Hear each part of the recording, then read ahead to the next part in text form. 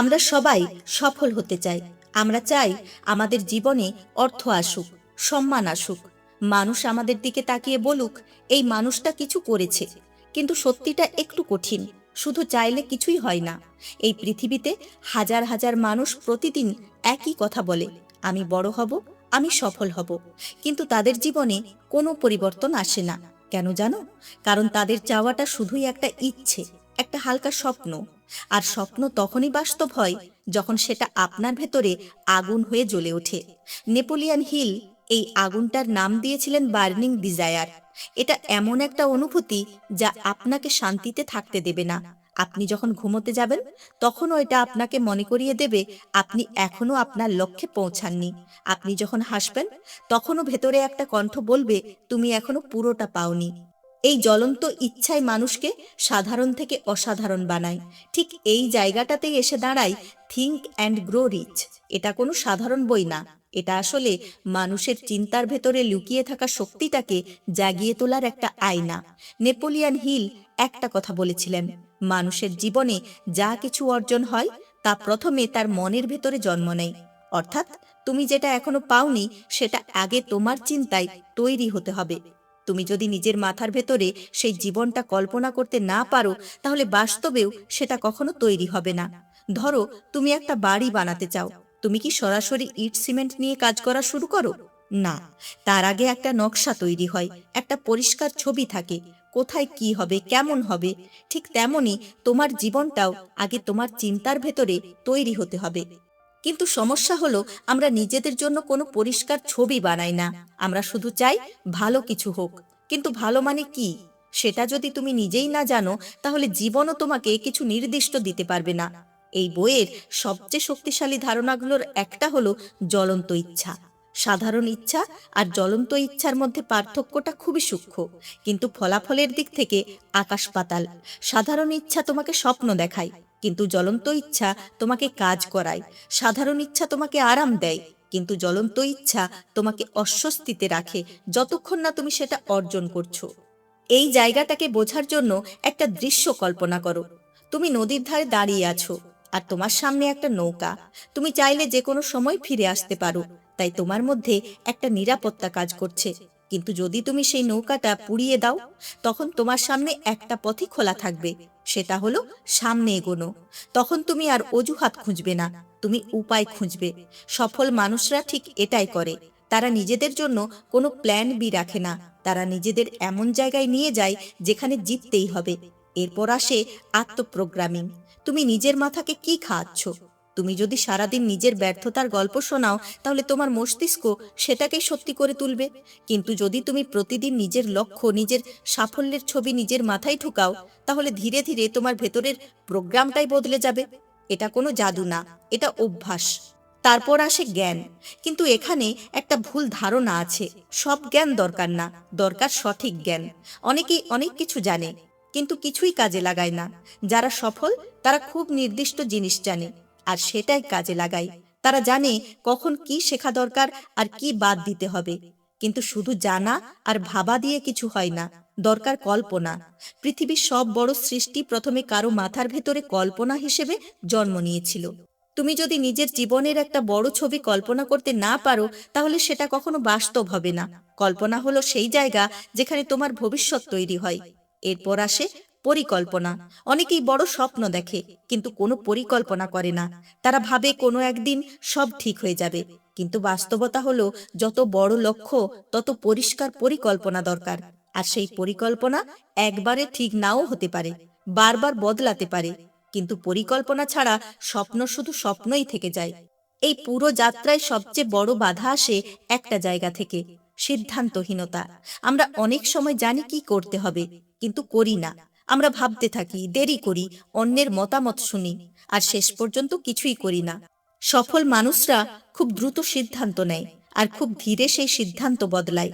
কিন্তু সিদ্ধান্ত নেওয়ার পরেও একটা জিনিস দরকার, অটল থাকা। মাঝপথে থেমে গেলে কোনো পরিকল্পনাই কাজ করবে না। বেশিরভাগ মানুষ সাফল্যের ঠিক আগে হাল ছেড়ে দেয়, কারণ তারা ভাবে এটা কাজ করছে না। কিন্তু যারা জেতে তারা শেষ পর্যন্ত লেগে থাকে। এই পথটা একা চলার জন্য না, এখানে দরকার সঠিক মানুষদের, যখন কয়েকজন মানুষ একই লক্ষ্য নিয়ে একসাথে কাজ করে তখন একটা নতুন শক্তি তৈরি হয়। তুমি একা যতটা ভাবতে পারো একসাথে তার চেয়ে অনেক বড় কিছু ভাবা যায়। এই সংযোগটাই অনেক বড় সাফল্যের পেছনে কাজ করে। এরপর আসে শক্তির রূপান্তর। মানুষের ভেতরে যে আবেগ, যে শক্তি আছে, সেটাকে সঠিক পথে ব্যবহার করতে পারলে সেটা সৃষ্টিশীল শক্তিতে পরিণত হয়। অনেক সময় আমরা এই শক্তিকে ভুল জায়গায় খরচ করি, তাই আমরা ক্লান্ত হয়ে যাই। কিন্তু যদি এটাকে লক্ষ্য পূরণের দিকে চালিত করা যায় তাহলে এটা অসাধারণ ফল দেয়। আমাদের ভেতরে একটা গভীর স্তর আছে যেটা সবকিছু নিয়ন্ত্রণ করে, অবচেতন মন। এটা কোনো বিচার করে না, এটা শুধু গ্রহণ করে। তুমি যা বারবার ভাবো এটা সেটাকেই সত্যি বানাতে শুরু করে। তাই তোমার চিন্তা, তোমার অনুভূতি সবকিছু খুব গুরুত্বপূর্ণ। আর এই সব কিছুর ওপরে আছে একটা সূক্ষ্ম জিনিস, অন্তর্জ্ঞান। যখন তুমি নিজের লক্ষ্য নিয়ে গভীরভাবে যুক্ত থাকো, যখন তুমি নিজের মনকে পরিষ্কার রাখো, তখন হঠাৎ করে কিছু আইডিয়া আসে, কিছু পথ খুলে যায়। এটা অনেকটা এমন যেন তুমি কোনো অদৃশ্য শক্তির সাথে সংযুক্ত হয়ে গেছো। শেষে একটা জিনিস পরিষ্কার হয়ে যায়, ভয়। ভয়ই মানুষকে আটকে রাখে। ব্যর্থতার ভয়, মানুষের কথার ভয়, ভবিষ্যতের ভয়। এই ভয়গুলোকে জয় করতে না পারলে কোনো কিছুই সম্ভব না। কিন্তু একবার তুমি এই ভয়গুলোর মুখোমুখি দাঁড়াতে পারলে তখন তুমি বুঝতে পারবে এগুলো আসলে যতটা বড় বলে মনে হয় ততটা না। এই পুরো বিষয়টাকে বোঝার জন্য একটা গল্পই যথেষ্ট। অনেক বছর আগে একটা ছেলে ছিল যার কাছে কিছুই ছিল না, না টাকা, না পরিচয়, না কোনো বড় সুযোগ। কিন্তু তার মাথায় একটা চিন্তা ঢুকে গিয়েছিল, আর সেই চিন্তাটা তাকে পাগলের মতো তাড়িয়ে বেড়াতো। সে ঠিক করেছিল সে টমাস এডিসনের সাথে কাজ করবে না, সে তার পার্টনার হবে। শুনতে এটা অবাস্তব লাগে, কারণ তখন এডিসন ছিল বিশ্বের সবচেয়ে বড় উদ্ভাবকদের একজন, আর এই ছেলেটা ছিল সম্পূর্ণ অচেনা, দরিদ্র, প্রায় ভবঘুরে। তার কাছে ট্রেনের টিকিট কাটার টাকাও ছিল না, তবুও সে কোনোভাবে এডিসনের কাছে পৌঁছে যায়। যখন প্রথমবার সে এডিসনের সামনে দাঁড়ায় তখন তাকে দেখে কেউ বলবে না যে এই ছেলেটা একদিন বড় কিছু করবে। তার পোশাক ছিল জীর্ণ, চেহারায় ক্লান্তি, কিন্তু তার চোখে ছিল এক অদ্ভুত জেদ। এডিসন সেই জেদটা দেখেছিলেন। তিনি তাকে পার্টনার করেননি, বরং একটা ছোট কাজ দিয়েছিলেন, এমন কাজ যা বেশিরভাগ মানুষ অপমানজনক বলে মনে করে। কিন্তু এই ছেলেটা সেটা অপমান হিসেবে নেয়নি। সে নিজের মনে একটা ছবি এঁকে নিয়েছিল, সে একদিন এই জায়গায় পার্টনার হিসেবেই দাঁড়াবে। 1 বছর, 2 বছর, 3 বছর, 5 বছর। এই 5 বছরে তার জীবনে বাইরে থেকে কোনো পরিবর্তন আসেনি। সে একই কাজ করেছে, একই জায়গায় থেকেছে, কিন্তু একটা জিনিস বদলায়নি, তার ভেতরের আগুন। বেশিরভাগ মানুষ এই সময়ের মধ্যেই হাল ছেড়ে দিত। তারা বলতো এটা আমার জন্য নয়। কিন্তু সে কখনো এই কথা বলেনি। সে জানতো সুযোগ আসবেই, আর যখন সেই সুযোগ এলো তখন সে প্রস্তুত ছিল। এডিসনের একটি নতুন মেশিন বাজারে ব্যর্থ হচ্ছিল, কেউ সেটাকে গুরুত্ব দিচ্ছিল না। তখন এই ছেলেটা এগিয়ে এলো এবং বলল সে এটাকে সফল করবে।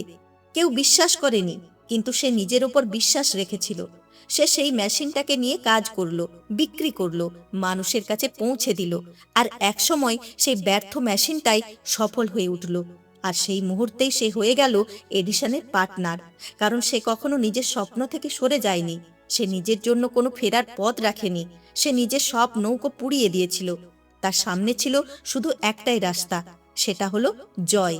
শেষ পর্যন্ত সবকিছু এসে দাঁড়ায় একটা প্রশ্নে, তুমি কি সত্যিই বদলাতে চাও, নাকি তুমি শুধুই বদলানোর কথা ভাবতে ভালোবাসো? কারণ সত্যিটা হলো জীবন কখনো নিজে থেকে বদলায় না, জীবন বদলায় তখনই যখন তুমি বদলাও। তাই আজ এই মুহূর্তে তুমি একটা সিদ্ধান্ত নিতে পারো। তুমি আগের মতোই থাকতে পারো, একই অজুহাত, একই ভয় নিয়ে। অথবা তুমি নিজের জীবনের দায়িত্ব নিতে পারো। তুমি হয়তো জানো না তুমি কত দূর যেতে পারবে, কিন্তু তুমি যদি থেমে না যাও, যদি নিজের ভেতরের আগুনটাকে জ্বালিয়ে রাখো, তাহলে একদিন তুমি নিজেই নিজের গল্প শুনে অবাক হয়ে যাবে। কারণ শেষ পর্যন্ত সফলতা কোনো রহস্য না, এটা একটা সিদ্ধান্ত। আর এই সিদ্ধান্তটা নিতে হয় এখনই।